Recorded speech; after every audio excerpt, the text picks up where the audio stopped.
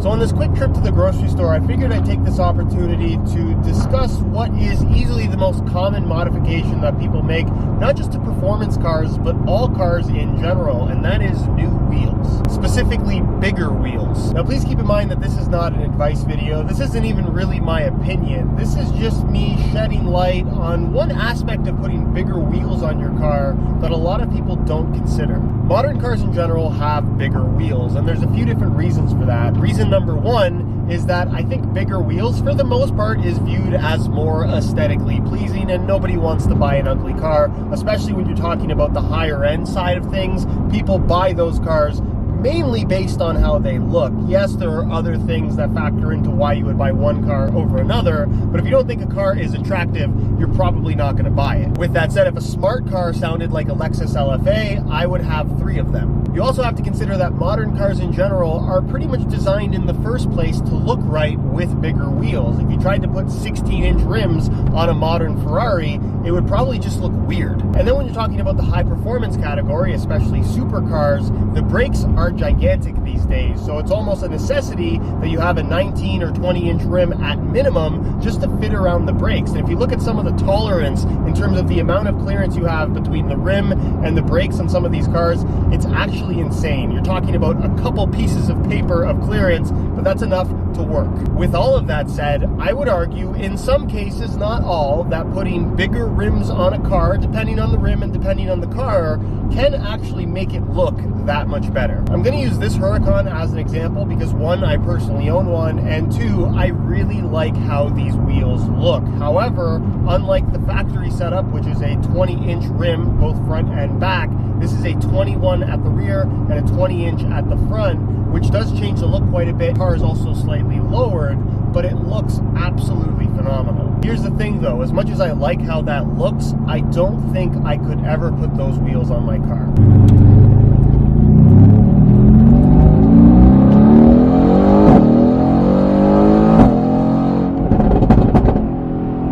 I think the vast majority of people who change the wheels on their car view it as a purely cosmetic change and not a performance modification, when in reality, the wheels are a huge part of how your car drives and handles. I don't think I need to explain that putting bigger wheels on your car is going to make the ride a little bit more harsh. Everybody understands that, sorry.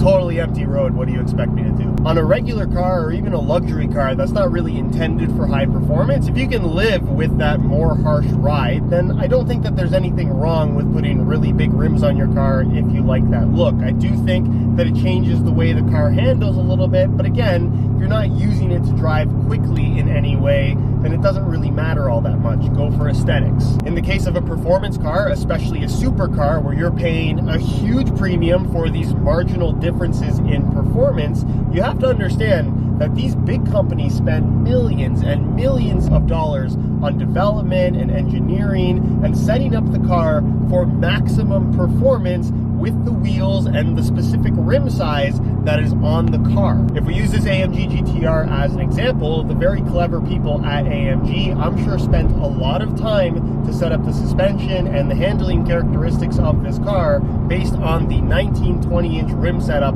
that it has from the factory. So if you were to go and put a 21-20-inch setup on the car, I have to imagine, or at least have reason to believe, that now the suspension is not working the way it was intended to in the first place. And you can make the argument that if you're only driving the car on the road, those marginal differences don't matter all that much. The reality of the high-end performance car category, as sad as it is that most of these cars are never going to go anywhere near a racetrack. So if that's the case with the car that you have, and you just want it to look a little bit cooler for a slight decrease in performance, go for it. But my mentality when it comes to this kind of thing is if I'm paying a premium for these marginal differences, I want to maintain them based on the modifications that I'm making. If I'm going to modify my car in any way, at the very least, I don't want to make the performance worse. You guys might have seen the video where I recently changed the wheels on this AMG GTR, and I chose to go with the stock 19-20-inch setup, slightly more aggressive offsets to kind of push the wheels out